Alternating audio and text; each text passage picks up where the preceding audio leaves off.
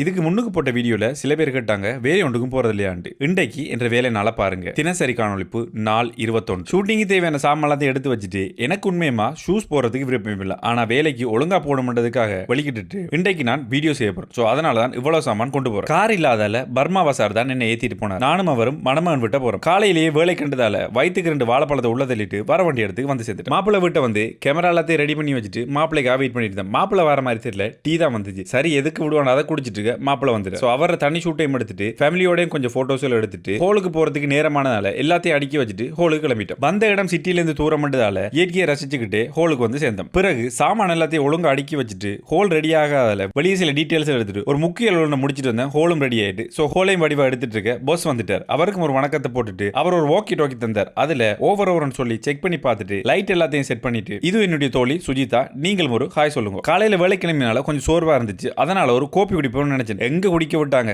வேலை தொடங்கிட்டு நானும் சுஜிதா மணமாள் பக்கம், பொஸ்ஸும் பர்மாவும் மணமான் பக்கம். இது ஒரு முஸ்லீம் நிக்கா, அதனால நிக்கா வந்து தனித்தனியா தான் நடக்கும். நிக்கா முடிஞ்சதும் ஒரு சிறிய இடைவேளை இருந்தது. எல்லாரும் தண்ணி கொஞ்சம் குடிச்சிட்டு கொஞ்சம் ரெஸ்ட் எடுத்துட்டு திரும்பவும் வேலையை தொடங்கிட்டோம். ஒரு 2:30 போல இன்னொரு இடைவேளை, முக்கியமான இடைவேளை என்னென்றால் மதிய உணவு. மதிய உணவுக்கு வந்து பிரியாணி போட்டாங்க. முஸ்லீம் வெடிங்கடா பிரியாணி தான் ஸ்பெஷல். சோ அதை ஒரு நல்ல வெளுத்து வாங்கிட்டு குட்டி கதை நேரம். என்ற முழு நேர வேலை வந்து வீடியோகிராஃபி போட்டோகிராஃபி தான். வீக்கெண்ட்ல தான் அதிகமான வேலை வரும், மற்ற நாட்கள்ல பெருசா வேலை இருக்காது. மோஸ்ட்லி வீட்டுல இருந்தா எடிட்டிங் வேலை செய்வேன், அதனால தான் பார்க்கிறதுக்கு வெட்டியா இருக்கிற மாதிரி இருக்கு. குட்டி கதை முடிஞ்சு. பிறகு கொஞ்ச நேரம் ஃபேமிலி போட்டோஸ் வீடியோஸ் எடுத்தாங்க. அதுக்கு பிறகு கேக் வெட்டதுக்காக பொண்ணு மாப்பிளையும் உடுப்பு மாத்த போயிட்டாங்க. இப்ப நேரம் 5 மணி. கல்யாண வீடுகள் வந்து சாப்பாடு மிஞ்சிற வழக்கம். சோ அந்த சாப்பாடை அணியாமாக்காமல் எல்லாருக்கும் கொடுத்தாங்க. போஸ் எங்களுக்கும் பிரியாணி எடுத்து கொண்டு வந்து தந்தார். நன்றி போஸ். நாங்கள் எல்லாரும் இந்த வருஷத்துக்கான பிளானிங் பத்தி எல்லாம் கதைச்சிட்டு அதுக்கு பிறகு கேக் கட் பண்ணாங்க. அதையும் கொஞ்சம் உள்ள தள்ளிட்டு திரும்பவும் ஃபேமிலி போட்டோஸ் வீடியோஸ் எடுத்துட்டு இருந்தோம். கூடுதலா இதுதான் நடக்கும். நடக்கிறத வடிவா எடுத்து கொடுக்கறதான் எங்கட வேலை. கண நேரம் வேலை பார்த்ததால கொஞ்ச நேரம் காத்து வாங்க வெளியே வந்தேன். அதுக்கு பிறகு ஒரு 10 மணி அப்படி